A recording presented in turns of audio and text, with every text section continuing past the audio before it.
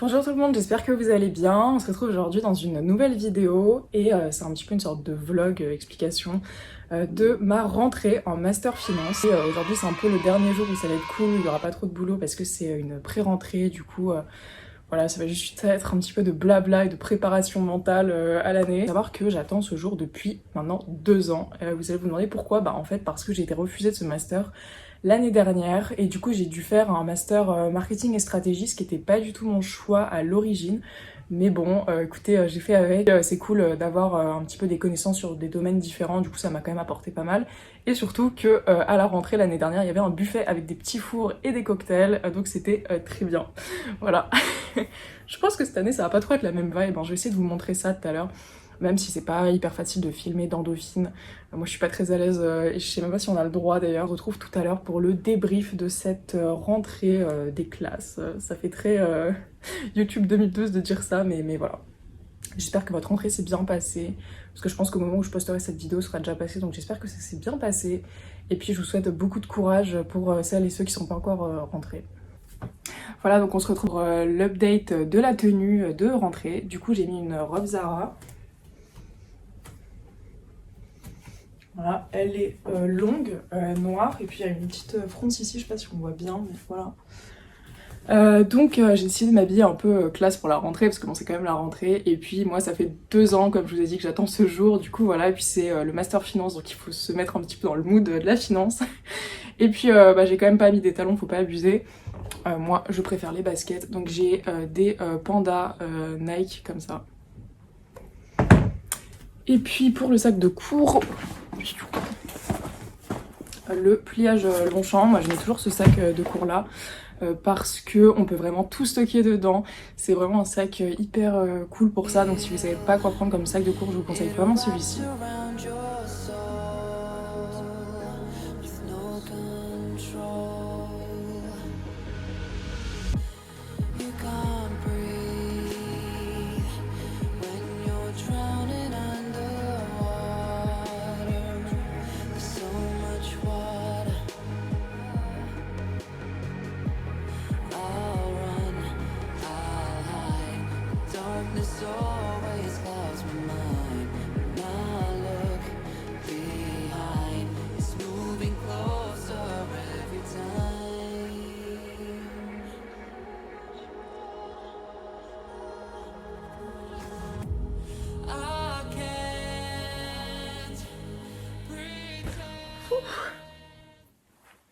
Du coup, bah, on se retrouve pour le débrief de cette rentrée en master finance. Donc la réunion, elle a duré 2 heures.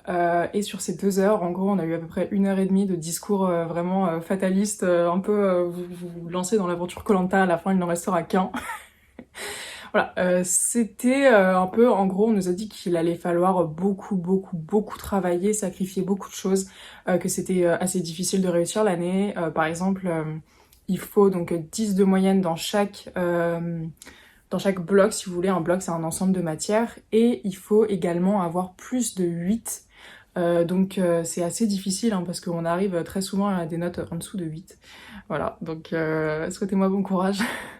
Et donc pour vous dire, il y a à peu près, je dirais, 60% de mecs pour 40% de filles, donc c'est bien parce que moi je m'attendais à un truc un peu genre 20% de filles, donc c'est bien, c'est cool. Il y a des gens qui viennent pas de Dauphine, il y a des gens qui viennent un peu d'autres universités, mais également d'autres pays. J'ai rencontré un Libanais, donc voilà, c'est cool un petit peu de pouvoir échanger avec des gens qui viennent pas de Paris. Parce que à Dauphine, on est pas mal à avoir un profil un peu stéréotypé parisien, quoi, donc c'est cool de pouvoir changer. Voilà, donc je commence les cours lundi, et pour vous dire un petit peu, je fais donc 8h, 19h sans pause, beaucoup de jours de la semaine. Mes examens ont lieu de 19h à 22h, donc c'est un peu hardcore aussi. J'ai pas de vacances jusqu'à décembre. Donc j'enchaîne 12 semaines de cours sans pause.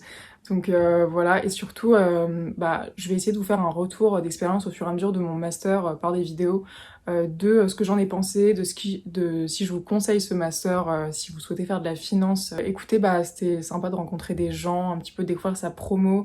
C'est vrai que c'est quand même l'avantage des cours en présentiel par rapport aux cours en distanciel qu'on a eu pendant le confinement par exemple, c'est que là du coup on a la chance de pouvoir rencontrer des gens même si vous n'êtes pas très sociable, etc., vous êtes un peu introverti, c'est quand même cool de savoir qu'il y a d'autres gens qui sont dans la même galère que nous.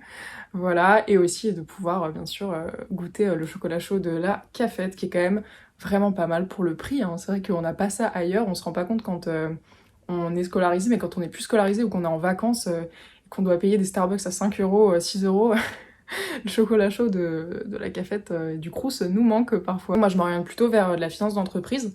Je suis intéressée par tout ce qui est venture capital, private equity, etc. Donc j'ai choisi des matières qui sont plus finance d'entreprise. Après les gens qui veulent faire de la finance de marché, eux ils ont dû prendre des matières un peu hardcore type économétrie ou alors plus des trucs informatiques. Moi j'ai la chance entre guillemets de savoir ce que je veux faire et ce en appliquant des conseils que je vous ai donnés dans ma vidéo sur comment trouver sa voie. Et puis, ce qui me permet donc de choisir mes cours en fonction de ça. Et je pense que ça va être une année très difficile, va falloir énormément travailler au niveau de mes séances de sport. Donc j'ai pour objectif d'en garder au moins 3 ou 4, je vais voir, j'espère 4, mais peut-être que ce sera 3 malheureusement sur certaines semaines un peu chargées. Surtout si vous êtes dans les études supérieures ou que vous avez un métier qui vous prend beaucoup d'heures, ne vous mettez pas un objectif complètement démesuré, ne vous dites pas on va faire 6 séances de sport alors que vous bossez 80 heures par semaine, ça n'a pas vraiment de sens. Il vaut mieux se dire qu'on a un objectif atteignable comme 3 ou 4 par exemple, et comme ça vous allez vous y tenir.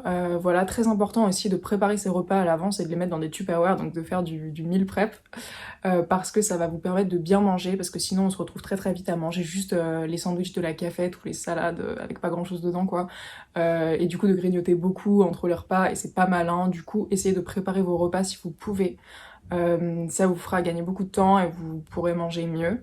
Et puis quoi d'autre comme petits tips? Adaptez votre programme de musculation, c'est-à-dire que si vous aviez l'habitude de vous entraîner en split, peut-être basculer vers un half body où vous allez faire, par exemple si vous avez 4 semaines, 2 fois le haut, 2 fois le bas, parce que ça va être un peu plus difficile du coup de s'entraîner en split sur 3 ou 4 séances de musculation. Et bah moi je vais surtout m'entraîner dans la salle de sport de ma fac, parce que Dauphine a une salle de sport qui franchement dépanne pas mal.